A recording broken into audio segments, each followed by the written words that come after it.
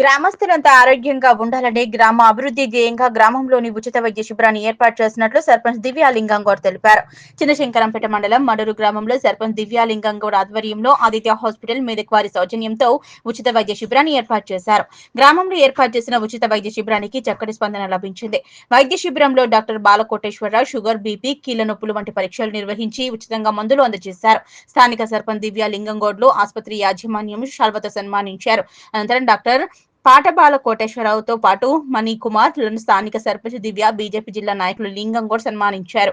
ఈ సందర్భంగా సర్పంచ్ దివ్య లింగం గౌడ్ మాట్లాడుతూ గ్రామంలో అంతా ఆరోగ్యంగా ఉండాలని, ఆరోగ్యం మహాభాగ్యమని, ఉచిత వైద్య శిబిరానికి వచ్చి వైద్య పరీక్షలు నిర్వహించుకోవాలని, ఎవరైనా మిగిలి ఉంటే వారం రోజుల పాటు మెదక్ ఆదిత్య ఆసుపత్రిలో ఉచితంగా వైద్య సేవలు నిర్వహించడం జరుగుతుందన్నారు. ఈ అవకాశాన్ని సద్వినియోగం చేసుకోవాలని గ్రామస్తులకు సూచించారు. ఈ కార్యక్రమంలో డాక్టర్ బాలకోటేశ్వరరావు, మణికుమార్, సాయితేజ, శ్రీనివాస్, వేణు, లాలు, కావ్య, కీర్తన, రాజేందర్, సురేష్, నితిన్, ప్రవీణ్ తదితరులు పాల్గొన్నారు.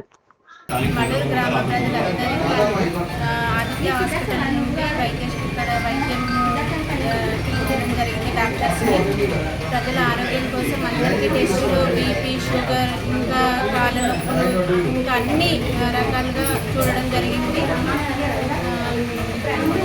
ఉచితంగా మందులు ఇవ్వడం జరిగింది. ప్రజల ఆరోగ్యాన్ని ప్రజలందరూ ఆరోగ్యంగా ఉండాలని కోరుకుంటున్నాను.